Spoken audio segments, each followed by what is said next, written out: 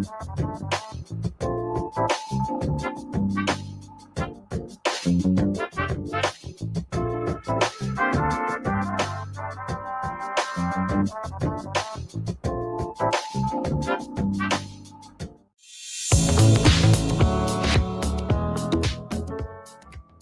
everybody. My name is Mark Machado. I'm a realtor with Corcoran Global Living, and I'm a proud sponsor of Donuts for Breakfast, and we are the remedy. I believe that Desire to Inspire Studios is a great and safe place for kids to learn.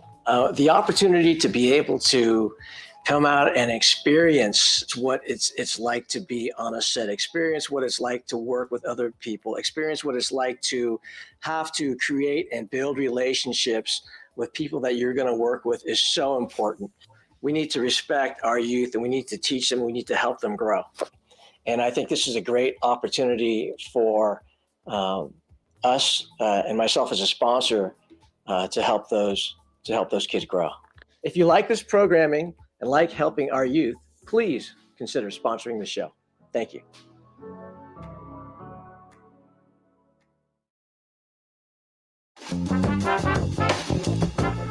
Welcome to Donuts for Breakfast. My name is Trevor Henley, and I'm the inspirational activist for Desire to Inspire Studios Foundation. We have with us the one, the only Dr. Michael Pritchard. Okay. In all of his seriousness. And we have Ra and Edwina Oliver. Ra, do you want to introduce Edwina this morning? Happily, I'm going to introduce everybody to my dear friend, Edwina Oliver, who is a financial literacy advocate and an insurer who is all about making sure everybody gets the backing that they need and is prepared for the future. Wow. I'm so excited to have her on the show. Really today. excited to have you on the show. This is great. It's really wonderful. And today we'll wrap up. Oops, I did it. What is it? Generational wealth mean? According to Investopedia, the term generational wealth refers to assets passed by one generation of a family to another. I hope you heard that. Hope you heard that. Google was real far away. So this is our last episode of Generational Wealth this month, and so thank you very much, Edwina, for joining us today. I mean, Ra, you have a list of questions, but the one that kind of pops in my head is like, so what does generational wealth mean to you? Generational wealth means to me, it's actually a new term for me. Really, I really never introduced to the word, never really heard it before. Really before last year, I would say. Generational wealth to me means securing your family's future. So that's just in a whole, so what's going to happen to my grandkids?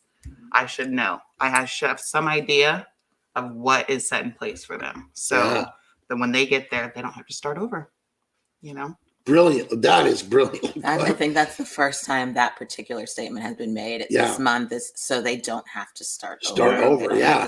And that is a lot of times the cycle of poverty. Ruby Payne wrote a book called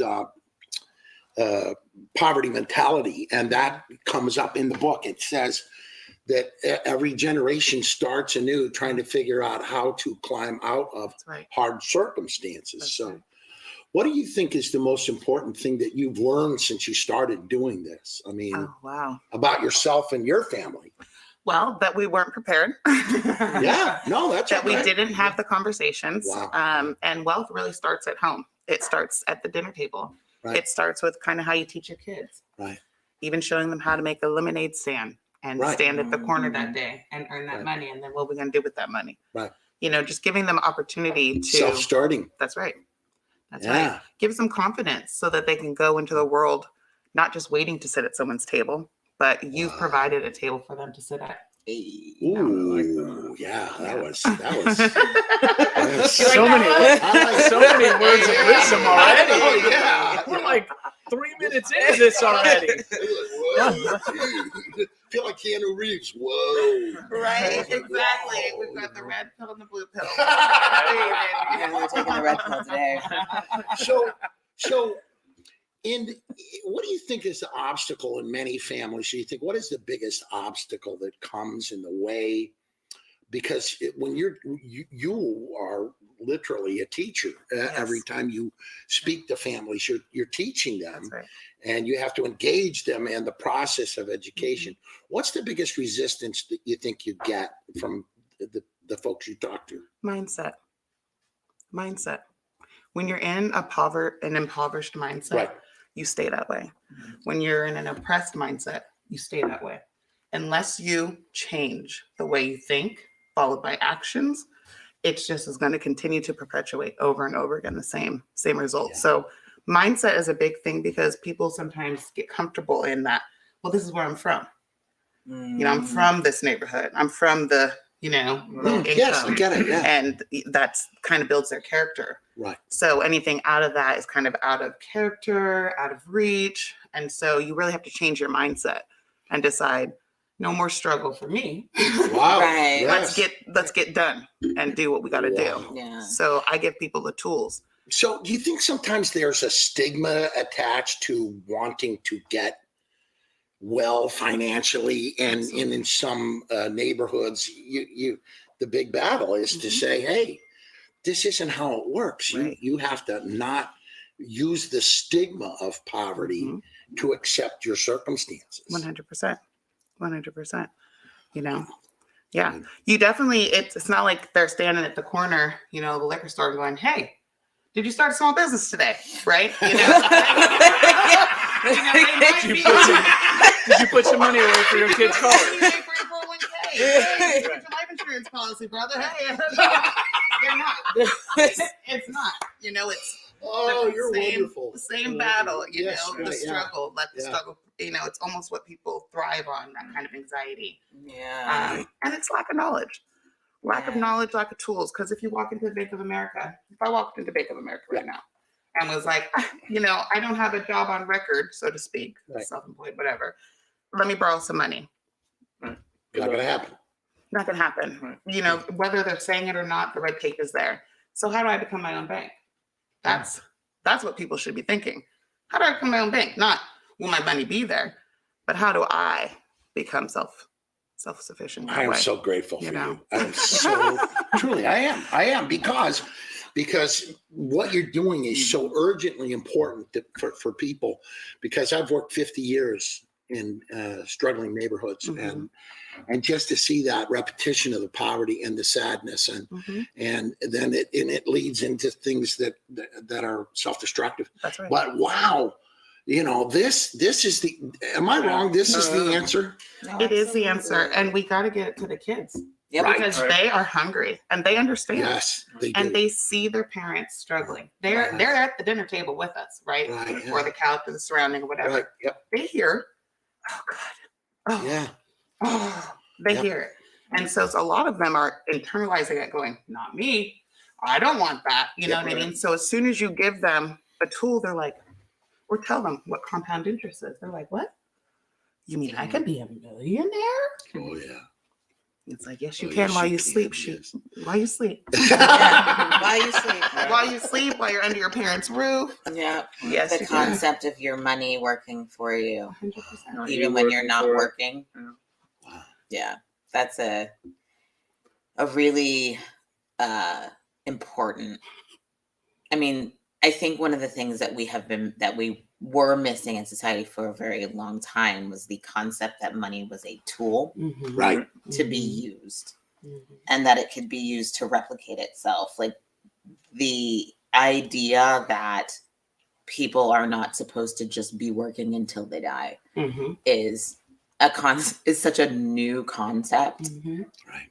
And I think that there's a lot of struggle surrounding that because people don't understand where they go from there. Like, oh, I'm working to make money. I'm making money to pay my bills.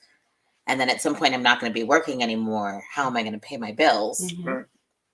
And we're in that race for so long that we don't think about the fact that we still have a life to live Wow. after that. Yes. You still have a health to be aware of after that. You still have kids and grandkids and family members that need you, or you may need them. And all of those relationships exist outside of this like green piece of paper. It does. But it can be facilitated That's right. by that green piece of paper. That's right. So going back to the guy standing on the corner talking about investing in college and all those things, and you said lack of tools and lack of education. So how do you reach people in that element, or what's the, how do they find out that they have a different mindset, or that there should be a different mindset? Well, first I have to plant a seed. I have to at least mention to them, even though a lot of people, will be like, I don't want to talk about life insurance. If I say life insurance, they're like, I'm not going to die. Right. I don't need that. And it's like, well, life insurance is bigger than that. Right. And because it has a stigma, which I think was on purpose, so that a lot of people in poor communities don't think about it, because richer people, their job, their mindset is to keep their money. Right. That means keep more in taxes, keep more of their income, keep it in the family, continue to have it grow. And so where people in lower income miss that is that they don't utilize the best tool out there, and that's life insurance, especially a universal index. You've got living benefits, you've got cash accumulation, and you've got your death benefit. So a lot of low income families will lose that main breadwinner due to health issues or, premature death. Mm-hmm. And now the family not only is grieving, so now their mindset is even lower. Right. They're struggling. So now it will just always be to survive. Right. Survive, never thrive. You kind of, the verbiage gets passed down, we can't afford this. I can't, kind of thing. What can that do to a neighborhood? Destroy it. Can suck the life right out of it. And it's that back to that mindset of how do you talk to your kids about money and things like I can't afford it or we can't afford that. Right. Just it's that I can't. Yep. As opposed to the not yet. Or what can we do? Let's make a plan. Right. Let's make a plan. It's a frequent, like my son often asks me for things, and my response isn't we can't afford that. Is thank you for telling me we're going to have to save for that. Mm-hmm. We're going to have to, that's a goal we have and we can work towards that. And then it's that yet mindset. Yeah. Nothing is impossible. We just haven't gotten there yet. No, absolutely. I wish Bobby Kennedy and Martin Luther King were in the room right now to hear you too, because they would go, you fill with hope. I fill with hope. I mean, I've watched so many, I've done, remarkably well in life by giving my kids the kind of wisdom that it takes. And I just dropped my son off at the airport, and he's going back down to New Orleans, where he's an ER doctor facing the struggle of COVID once again. He left New York, and they thought it was over, and now he's back in the milieu of crazy. Mm-hmm. And I prayed over him as he was getting out of the car, because I kept thinking, I don't want him to doubt the worth of what he does. Mm-hmm. And many of the physicians are now presently, and nurses, they're in struggle trying to figure out what is all this about. And this is the answer. The answer is teaching from places where we can lift. Yes. All the boats will float in the tide. Yep. Lift everyone. Then everybody gets lifted. Everybody. Right? Yeah. Shift them, gift them, lift them. That's right. But this is the stuff I think that, and I just want you both to listen to what I'm saying to you. Please go teach this. 100%. Please go teach this everywhere you can. Get on these television things and just talk like you're doing right now. I'm still learning. I actually reconnected with Edwina over a milieu of things, a ton of things, being mothers, being mothers of very young children, being Black mothers in Marin, and having a similar mindset of wanting success for ourselves, success for our families, and success for our children, and wanting to really break a cycle that we have seen in our culture for generations. And one of my favorite things about the way that we connect is it's always so authentic. There's nothing that's off the table. I've had conversations with my friends where they're like, oh, finances, people don't want to talk about it. It's a taboo. That's why do you think that is? They don't want to tell you how much debt they're in. They don't want to tell you how much debt they're in, or they don't want to tell you how much better off they are than you. True. It goes in either direction. Wow. But it's by design. Again, and we've had that conversation the wealthy don't want everybody to be wealthy because then their wealth is distributed. So they think, which is like a total untruth. Plenty of abundance for everyone.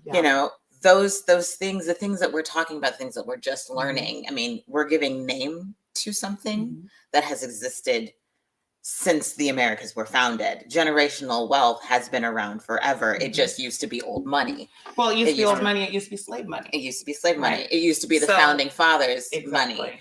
And it was given a new name to be culturally appropriate for the time so that it could be understood by the masses. The top 1% have always understood how to hand their money 100%. Down. But now, and we didn't have a concept of it. The masses didn't have a concept of it. Now there's a buzzword. What is this generational wealth? What does that mean? What does it look like? How does it work? Sounds good. Right. Sounds like a whole lot of not struggling. Right. And a lot of these kids find wealth early because some of these kids I posted the other day about a 15-year-old that's making $1,000 a day. Yep. And he's like, well, that's not going to be enough because I feel like as I'm getting older, I'm going to want more. And it's like, hold on. This kid is talking about making $1,000 a day. Right. Half the people only make 126 maybe dollars a day versus 1,000. So the kids are a little ahead. They understand. Do you think this new generation, I'm asking all three of you because when I'm talking to them, I want you guys to start the Be Mom Society. Black moms are in. Hell yeah. Be Mom Society. I'm in for that. So, and then gather, strength in numbers. Strength in numbers. Right. So be mom. Yeah. So, but I think, when I'm thinking of this, I'm thinking, wow, this is the conversation these kids need to be in on. Yes. Wherever we are, at the playground, at the baseball field, up in the stands, watching the games, get real, because a lot of them become athletes. And just recently, we were talking about this last week. They gave those young people in college permission to get money for endorsements. You're on the opposite side of this. Well, because my cousin Reggie Bush, they took the Heisman from him for getting money. For it was like someone had helped, and it's like those athletes deserve, because most of them at a professional level, the injuries become so great. Some of them never really see the payoff, but they've dedicated their whole life. They missed school, so they don't have the degree either because they were practicing. Right? Interesting. So now they're going down. Now this well-known athlete is going to be on a poverty level, right? And it's just like a perpetual. And with brain injuries and CTEs, now we have health issues, right? And then the health issues rob the pockets. That's what I love about this show, right? So it's like, how can people survive when then we get older and now it's like, oh, I didn't take care of myself, or this happens now, our health insurance doesn't cover. I dealt with NFL players for my friend Susan Williams for the Brain Association. Wonderful. And they were there because of the brain injuries. And it made me, I was so heartened to hear what you're just saying. And I think you're a brilliant person. I think you are an amazingly brilliant person. And I'm so glad you brought her here because I learned from everybody that you brought here, with the exception of. Hey, come on, man. I want to take a moment. I'll have some words of wisdom at some point. Gentlemen. Oh, wait.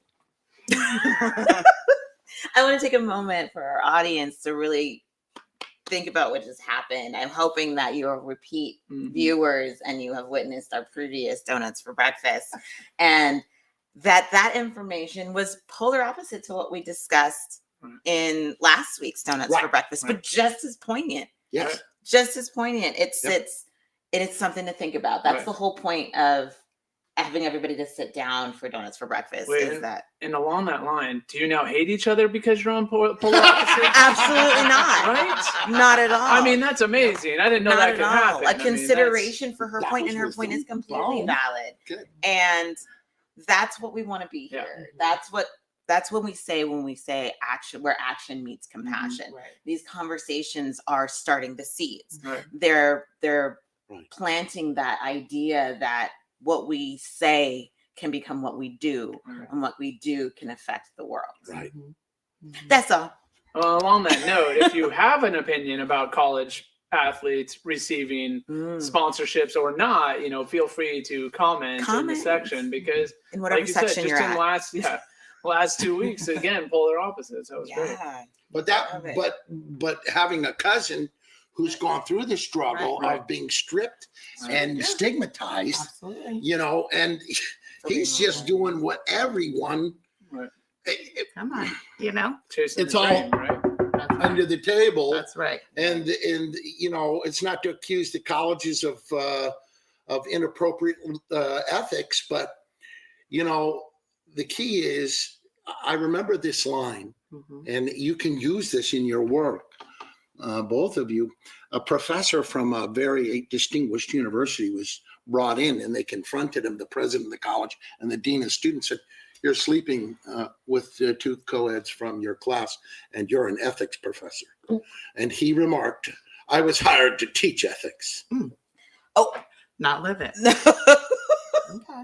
Is that one of those do what I say, not what I do? Okay. Yeah. But just saying, when you confront folks and go, "Hello, I went to Southeast Missouri State University in Cape Girardeau, Missouri, but I think that's wrong." What he just said, striking me is this guy from that big Ivy League school. So, and I think that what you're doing is you set the table for young people to get engaged in this conversation. So again, create a show for yourselves to be able to talk to these young people, because I promise you, because I do believe this, we're going to go to niche. We're going to go to niche enlightenment. And that means that what we can watch, we tune in, get our kids to tune into. It's like John Wallace said, "I can get kids to tune into me." Right. Yeah. What a line. Right. And you, I know, can get young people to tune into you. Yeah. We need this desperately, desperately, desperately. Yes. We need them to tune into vibe sources of life and restorative justice and intelligence and brilliance. And you both emote this in what you do, because this is the way up and forward. Absolutely. And that line I love by Dr. King is, if you can fly, fly. If you can't, run. If you can't walk, crawl, but keep moving forward. Yes. Right? And that's what you're doing. You're teaching that. Yes. And that's how we get out of the deep well of sadness. Yeah. Right? That's right. Yeah. That's So right. going back to that 15-year-old who's making $1,000 a day. Yes. What's he doing with it? Exactly. Well, he's trying to invest in other business. It was a clip on Instagram, but it's like, that's the point. What's he going to do with it next? You know what I mean? And as a young person, usually you don't have any health issues. You're in the prime of your life. And a lot of insurance companies, you don't have to test on a juvenile. Medical exam, blood work, high cholesterol, that doesn't exist in them. Hypothetically, for the main majority of people.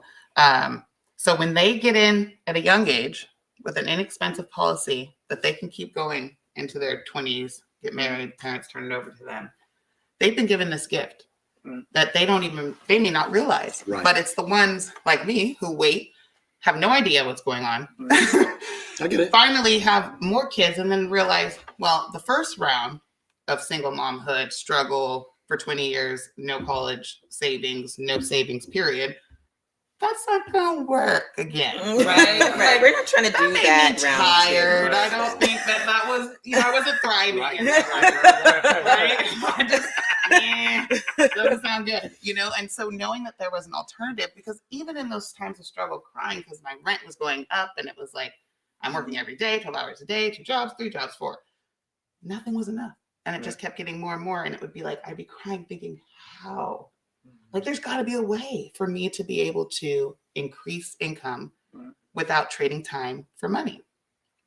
What have you learned about yourself on that journey? Oh, so much. One, I'm resilient. I'm strong as hell. You know what I mean? And I've always, every time I've gone off the road is when I've been better.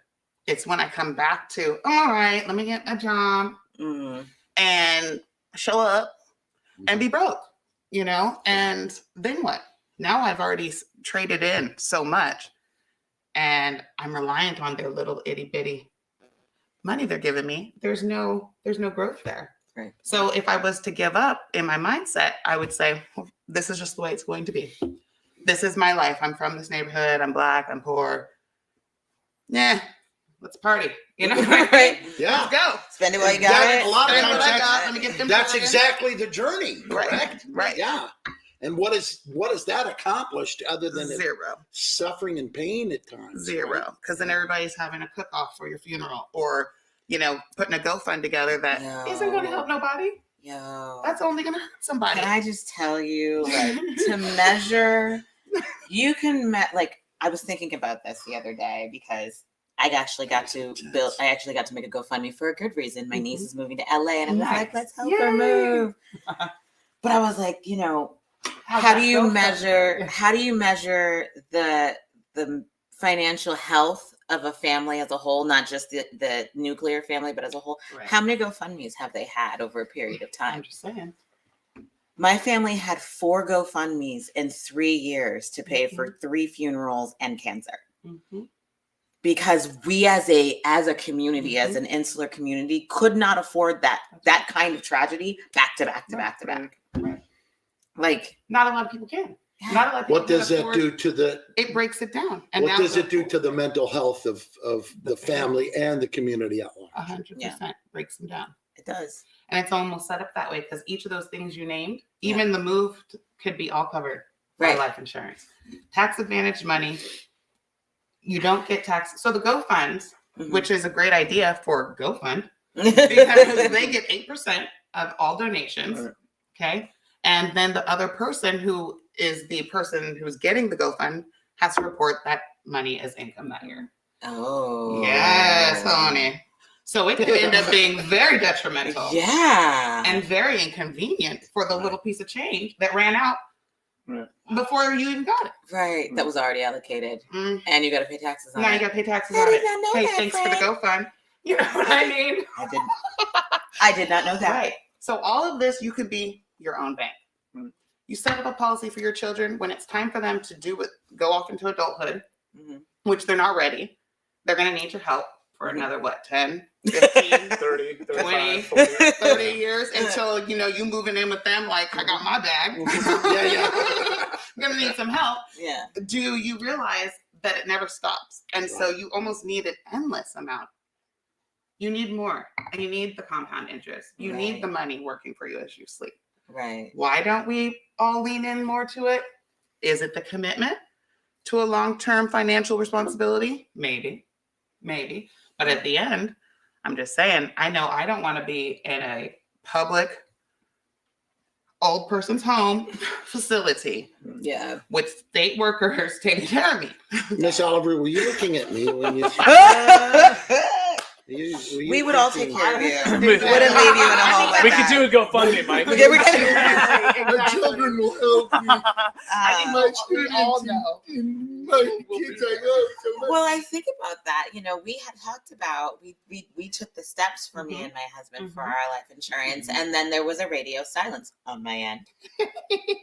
And I will only harass you for so long. Right, which is respectful, and I appreciate that without that affecting our friendship, by the way. Exactly. But thinking about it, and I have thought about it over time, and I'm like, it really is that financial commitment compared to the instability of income. And I wonder when people are willing to side that up against other things that they feel like are financial commitments, but aren't really. Right. Like my Starbucks addiction that I have to get every day. Yeah.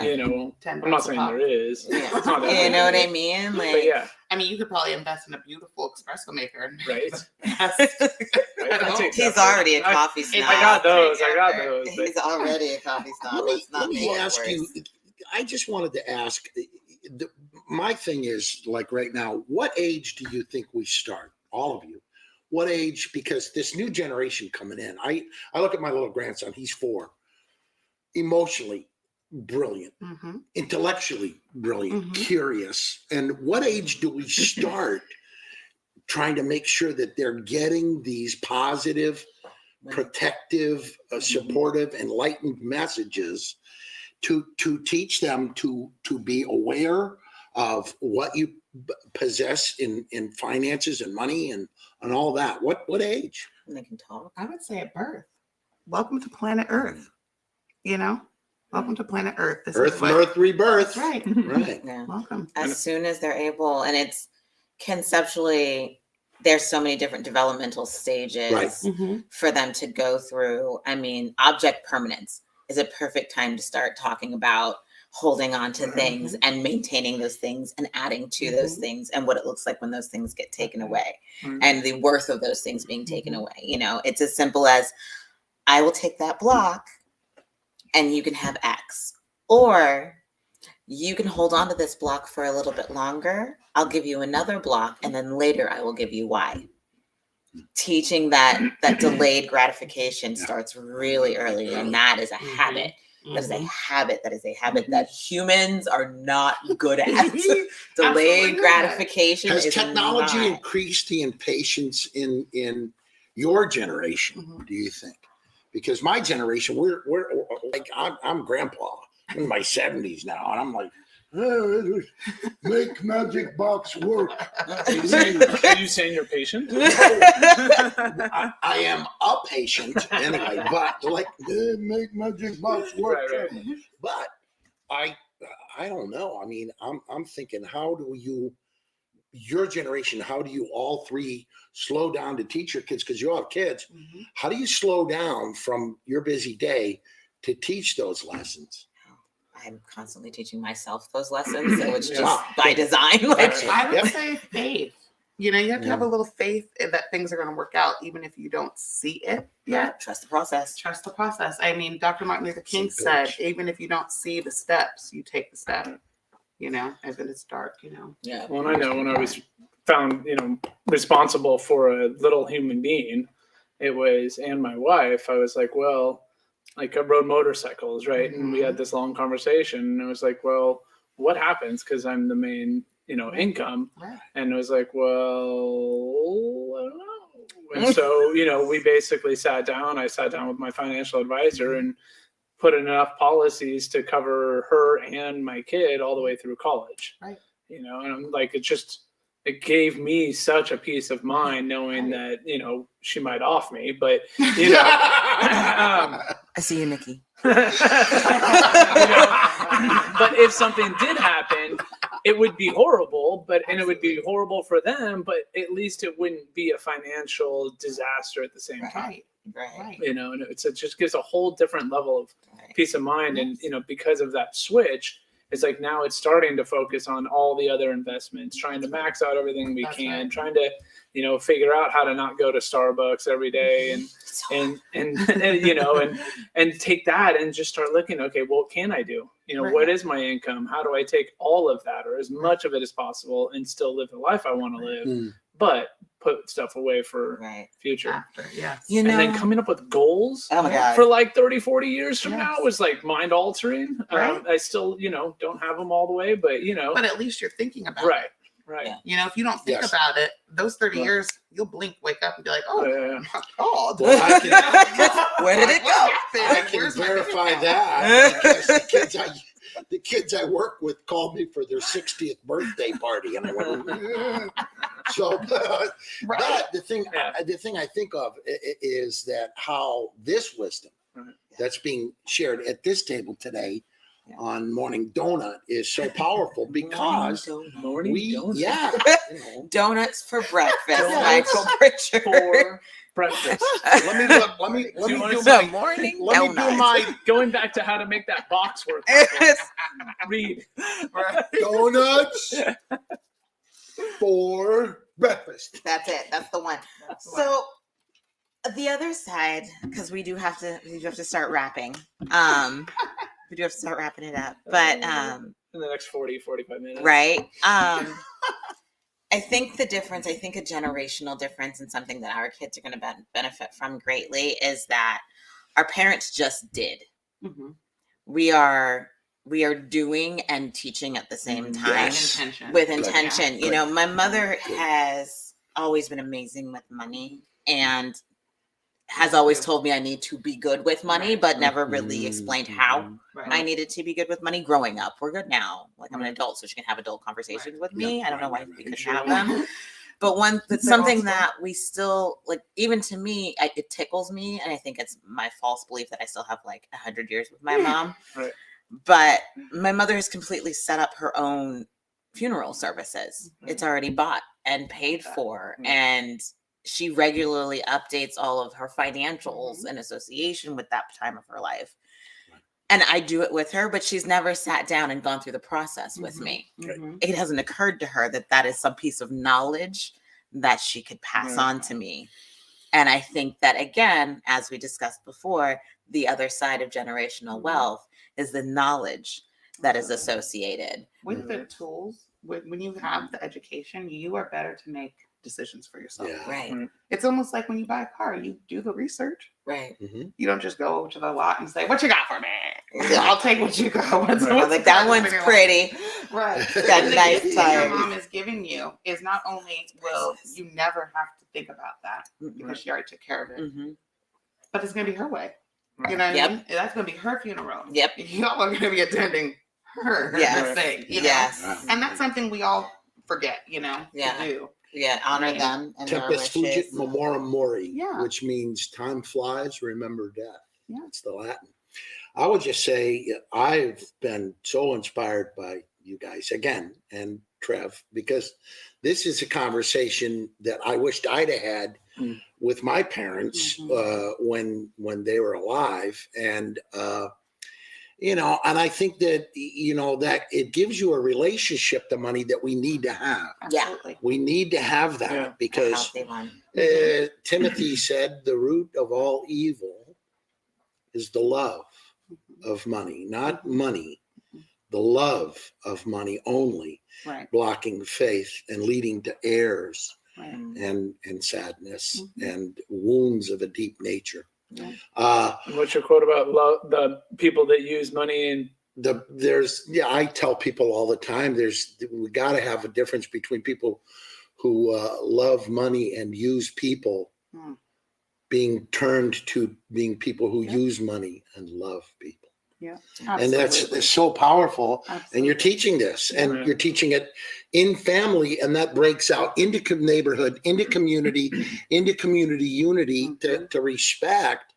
And I think that what you're doing and what you're doing, both of you, is I'm just very grateful to be in a room with you guys, all of you. I'm learning from the young people that I spent time trying to teach, but I no longer do teach. I learn from them. I mean, for all you seniors, take time, pump the brakes, sit with young people, and fill your soul up with the goodness that lends hope to the future for my grandson, who's Russian and Irish, and he will help these guys change the world. Absolutely. any last words of wisdom before we Pardon me. Thank Head on Mr. out Mark today. Machado. Oh yeah, we always gotta thank Mark. Mark, Thank you. What up? Thank you, Mark Machado, for being our first sponsor, and really appreciate it. And he's all about the kids as well, and as we are. And today our behind the scenes crew is in effect. We got a new apprentice with us, Tyler. Say hey, Tyler. Yo, Tyler. Woo! They can't see you. Can't see you. Grimshaw, who was one of our interns, is now graduated and has become an apprentice, and he's actually doing all of the tech work. Yeah. And then we got Cesar here directing everything. So this is fantastic today. Yeah, and grateful. Yeah, it was good. I really can't thank you enough. Thank you enough, Edwina, for pleasure. being here. There's definitely words of wisdom. I mean, I think by minute 4 we were like, Yeah, I was like, like, Got deep real and it fast. just kept going. And I love it. Right? And so thank you very much That's a for t-shirt. tuning in. Thank you very much for tuning in today for Donuts for Breakfast, where action meets I compassion. got one more plug. One more plug. If you're local, guys, we Oh, are yeah. going to be doing a shindig outdoors. We are boosting our associate Daryl Bowman, who is launching his catering business called Off the Bone Catering. Off the Bone Catering. He'll be out here smoking some meats and cooking some corns and doing some things. 2 to 3. 2 to 3. Drop a comment, like and follow. Don't forget to subscribe to our YouTube page. We do have a Twitch that's running. You can live stream and contact us through that. And check out our Donuts for Breakfast Instagram page. That is run entirely by our internship program. That is their summer project. So stay tuned. Next month, we'll have some more amazing stuff going on for you. We've got some great guests coming in. And don't forget to check back with us at 2 p.m. today, 5 p.m. today for We Are the Remedy. All right. I think next month we're doing Women in Leadership is our kind of topic for the month. So, and Melissa Pranny will be joining us on the 5th.